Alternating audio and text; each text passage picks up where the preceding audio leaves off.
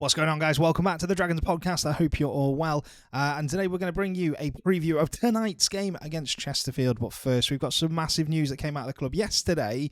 And that is that after the club has hosted the likes of Stereophonics in the past at the ground for open-air stadiums, we'll now be hosting the Kings of Leon. I mean, how good is that? How exciting is it to be able to welcome the Kings of Leon to the Racecourse ground? Tickets go on sale to members on St. David's Day, so make sure if you want to see them and you want to sing Sexes on Fire or whatever else they've released, because I'm not a fan, get your tickets because it will be a really good event, I'm sure. And not only that, they're being supported by the Declan Swans. Fantastic news for a local band getting some exposure, and obviously the documentary has helped boost their profile as well. So anyway, on to Chesterfield, and let's find out, exactly what we can expect tomorrow night. Now, on form, it is a game you would expect Wrexham to win. It's a game that really Wrexham should dominate, probably from start to finish. Chesterfield have not won in 6, and if you were to look at the form table, they currently sit 22nd. They've only taken 3 points from the last 6 games, not won any of them, and only scored 4 goals. So they really shouldn't be too much of a threat for us when you consider they have lost to Woking, Notts County, and Oldham, and they've only managed draws with Weldstone, Solihull, and Aldershot. Now, that is not a slight against any one of those teams that they've played, but barring Woking and Notts County, they're all teams we would beat. Obviously, Notts County would be, and Woking are both 50-50 games. Woking showed recently that they can get a draw against us when they're on form. That said, Wrexham sit top of the form league. They have won 5 out of 6, 1 draw, which was against Woking, I've just mentioned, so 16 points from our last 6 games. Is fantastic, and it's seen us propel right on the cusp of reaching the summit. And if we win tonight, then that is a big win for us.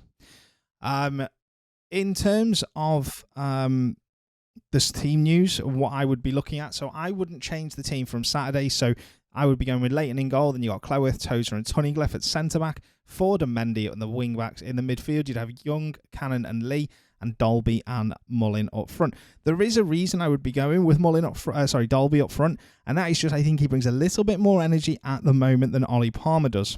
Not a slight on Ollie. He's been a fantastic player for the club, and I'm sure he will be again in the future. But for me at the moment, Sam Dolby just offers a little bit more. And I kind of think we need that up front. It gives Mullin... To not have Mullin being the only striker closing down on Saturday was a big difference. You could see Dolby wanted to impress, and I think by playing him again, showing that bit of faith in him, it will only make him more hungry to impress Phil. The likelihood is, because it's such a big game, that Palmer will come back into the team, but I wouldn't make that change. The only change that I would make is O'Connell. Now, we don't know if O'Connell's injured or not. I haven't heard anything from the club, and I know a couple of fans have been asking on social media. If he's fit, then he plays instead of Cleworth for me. O'Connell, Tozer, and Tunnicliffe at the back is an awesome defensive grouping of players.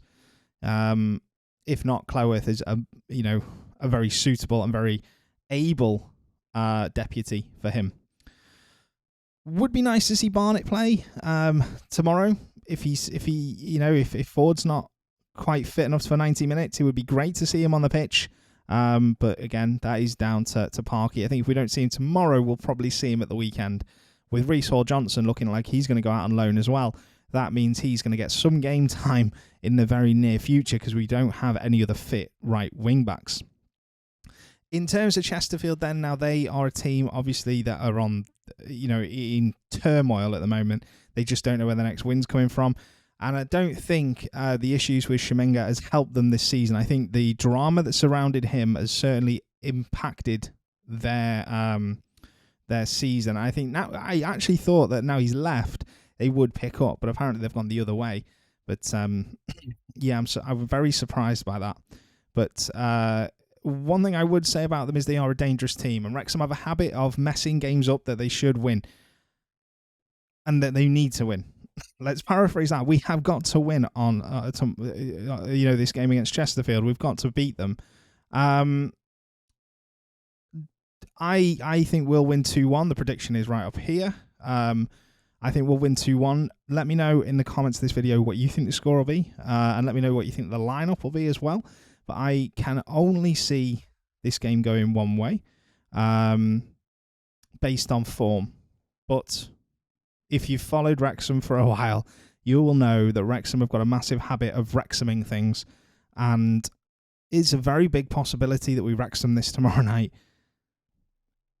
All I will say is I have faith that Rob Layton will see us through. They've not won at the Racecourse grounds since 2019, and that came courtesy of an own goal, which a couple of their fans have loved sharing on social media this evening.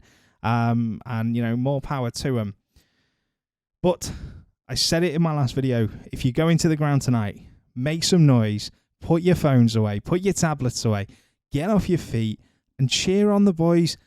We don't want to see Luke Young having to G the crowd up again. We want to be backing them. We need to make the Racecourse a very intimidating place to come, and we need to make it somewhere that, it was a little bit too friendly, I think. With Dorking are a lovely team and the fans are really nice, but I think there was times it was a little bit friendly on Saturday, and it's been like that a few times.